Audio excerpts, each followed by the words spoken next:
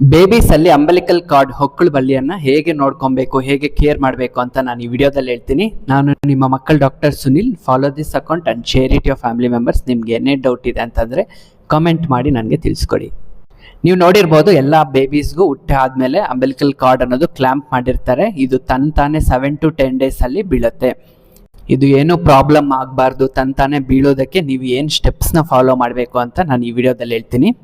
ಮೊದಲನೇದಾಗಿ ಈ ಹೊಕ್ಕಳು ಬಳ್ಳಿಯನ್ನು ನೀವು ಯಾವಾಗೂ ಡ್ರೈ ಆಗಿ ಇಡಬೇಕಾಗತ್ತೆ. ಏನು ಹಚ್ಚೋ ಹಾಗಿಲ್ಲ, ಕ್ರೀಮ್ ಹಚ್ಚೋ ಹಾಗಿಲ್ಲ, ಟರ್ಮರಿಕ್ ಹಚ್ಚೋ ಹಾಗಿಲ್ಲ, ಏನಾದರೂ ಆಯಿಲ್ ಹಚ್ಚೋ ಹಾಗಿಲ್ಲ, ಪೌಡರ್ ಕೂಡ ಹಾಕೋ ಹಾಗಿಲ್ಲ.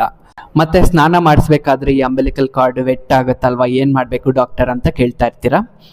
ಯೂಶುವಲ್ ಆಗಿ ಮಗುಗೆ ಸೋಪ್ ಅಂಡ್ ವಾಟರಿಂದ ಸ್ನಾನ ಮಾಡಿಸೋದು. ಹೊಕ್ಕಳು ಬಳ್ಳಿ ಬಿದ್ದಾದ್ಮೇಲೆ, ಹೊಕ್ಕಳು ಬಳ್ಳಿ ಬೀಳೋಕ್ ಮುಂಚೆ ನೀವು ಸ್ನಾನ ಮಾಡಿಸ್ಬೇಕಂದ್ರೆ ಸ್ಪಾಂಜ್ ಬಾತಿಂಗ್ ಕೊಡ್ಬೋದು.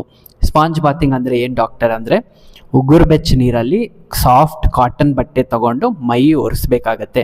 ಈ ಅಂಬಲಿಕಲ್ ಕಾರ್ಡ್ ಹತ್ರ ಏನಾದರೂ ಯೂರಿನ್ ಅಂಟ್ಕೊಂಡಿರ್ಬೋದು, ಮೋಷನ್ ಅಂಟ್ಕೊಂಡಿರ್ಬೋದು, ಗಲೀಜಾಗಿರ್ಬೋದು, ಅದನ್ನು ಜೆಂಟಲ್ ಆಗಿ ಒರೆಸ್ಬಿಟ್ಟು ಡ್ರೈ ಆಗೋಕ್ಕೆ ಬಿಡಬೇಕು. ಮತ್ತು ಎರಡನೇದು ಏನಂತಂದರೆ, ನೀವು ಅಂಬಲಿಕಲ್ ಕಾರ್ಡ್ ಸ್ಟಂಪ್ನ ಡೈಪರ್ ಒಳಗಡೆ ಹಾಕೋ ಹಾಗಿಲ್ಲ. ಡೈಪರ್ ಹಾಕಬೇಕಾದ್ರೆ ಯಾವಾಗೂ ಕಾರ್ಡ್ ಕೆಳಗಡೆ ಹಾಕಬೇಕಾಗತ್ತೆ.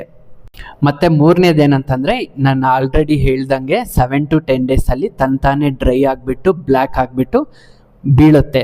ಬೀಳಬೇಕಾದ್ರೆ ನೀವೇ ಎಳಿಯೋದಾಗಲಿ ಆ ಥರ ಮಾಡೋ ಆಗಿಲ್ಲ.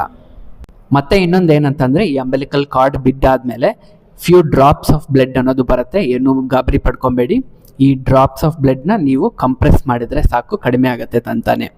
ಈ ಹೊಕ್ಕಳು ಬಳ್ಳಿ ರಿಲೇಟೆಡ್ ಏನಾದಾಗ ನೀವು ಡಾಕ್ಟರ್ನ ಇಮಿಡಿಯೇಟಾಗಿ ಮೀಟ್ ಮಾಡಬೇಕಾಗತ್ತೆ ಅಂತಂದರೆ, ಈ ಹೊಕ್ಕಳು ಬಳ್ಳಿ ಬೀಳೋಕ್ ಮುಂಚೆ ಅಥವಾ ಬಿದ್ದಾದ್ಮೇಲೆ ಇಲ್ಲೇನಾದರೂ ಪಸ್ ಬರ್ತಾ ಇದೆ, ಯೆಲ್ಲೋ ಕಲರ್ ಕ್ಯೂ ಬರ್ತಾ ಇದೆ, ಮತ್ತು ಅಲ್ಲಿ ರೆಡ್ ಕಲರ್ ಆಗಿಬಿಟ್ಟಿದೆ, ಊತ ಬಂದಿದೆ, ಮತ್ತು ಮುಟ್ಟಿದ್ರೆ ಅಲ್ಲಿ ನೋವಾಗ್ತಾ ಇದೆ, ಮಗು ಪದೇ ಪದೇ ಅಳ್ತಾ ಇದೆ, ಮಗು ಫೀವರ್ ಬರ್ತಾ ಇದೆ, ಮಗು ವಾಮಿಟಿಂಗ್ ಆಗ್ತಾ ಇದೆ, ಫೀಡಿಂಗ್ ತಗೊತಾ ಇಲ್ಲ, ಇಲ್ಲಿ ರೆಡ್ ಆಗಿದೆ, ಇನ್ಫೆಕ್ಷನ್ ಥರ ಇದೆ ಅಂತಂದರೆ ನೀವು ಖಂಡಿತ ಡಾಕ್ಟರ್ನ ಮೀಟ್ ಮಾಡಬೇಕು. ಅವರು ಆ್ಯಂಟಿಬಯೋಟಿಕ್ಸ್ ಅನ್ನೋದು ಕೊಡ್ತಾರೆ, ಅದನ್ನು ತಗೊಬೇಕಾಗತ್ತೆ.